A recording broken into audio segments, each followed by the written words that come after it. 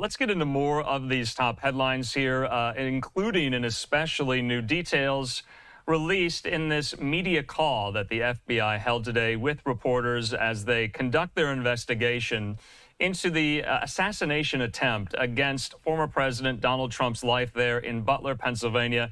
It's almost been 2 months since that all occurred there, and we want to get into, well, what was said on this call today. I'm reading from the Associated Press.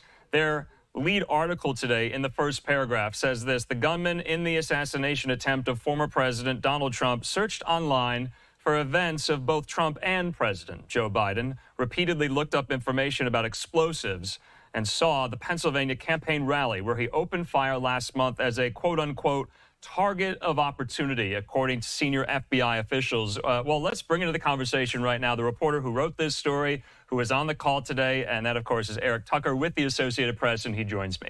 Eric, good to see you. Thanks for being with us and for making time. You've been following this case ever since July the 13th, of course.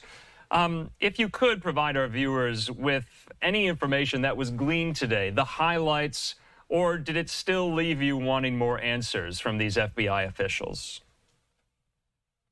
So one of the things that was really notable about the call is that the principal mystery over the last month or so still remains the case, which is that the FBI, despite conducting nearly 1,000 interviews, still has not determined a motive for why 20-year-old Thomas Matthew Crooks opened fire and shot former President Trump on July 13th. And that's pretty interesting that they have yet to find any sort of accomplices. They haven't found anyone who knew in advance of his plans. And so that was one of the highlights. And then the other thing, as you mentioned, that I think is really notable is that in the weeks and months leading up to the shooting, he had developed a real keen interest in prominent political figures on both sides of the aisle, both Trump and Biden, and had searched for a lot of events. And that fact leads the Bureau to suggest that this is some sort of target of opportunity.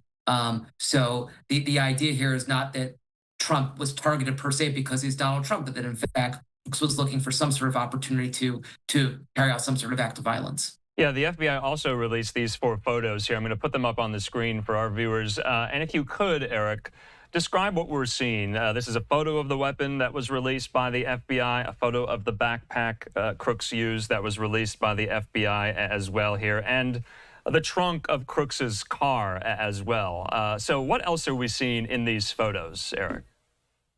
Yeah, so I mean, one of the things that's really interesting is that's the AR-style rifle, and one of the images that the FBI released actually shows that it was how it would have been broken down to fit into the bag. One of the other enduring mysteries was how he could have had this long rifle and gone undetected. And the FBI thinks that's because the rifle had a collapsible folding stock, which would have allowed it to have been placed inside of a bag. And so one of the pictures actually shows the way it might have been maneuvered inside of the backpack. And the backpack is also displayed. Yeah, I thought those photos were quite something here. We also learned from the FBI as well that no credible evidence Crooks conspired with anyone else. That was one of these outstanding questions. But also, we gleaned more details about his internet online search history. Back in September of last year, an account that he used to search former President Donald Trump's campaign schedule in Pennsylvania. In April and July of this year, he searched campaign events for both Trump and Biden. And on July 4th, he searched details of the Trump campaign event in Butler. So we're getting a little more detail on his online search history, are we not? We are.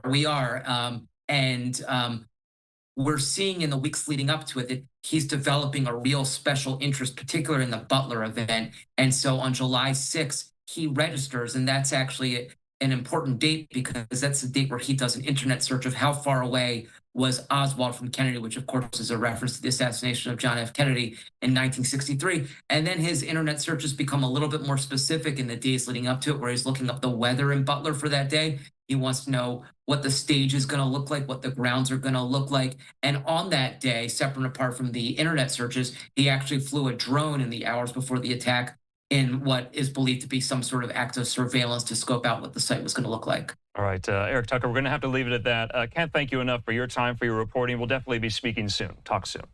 Sounds great. Thank you.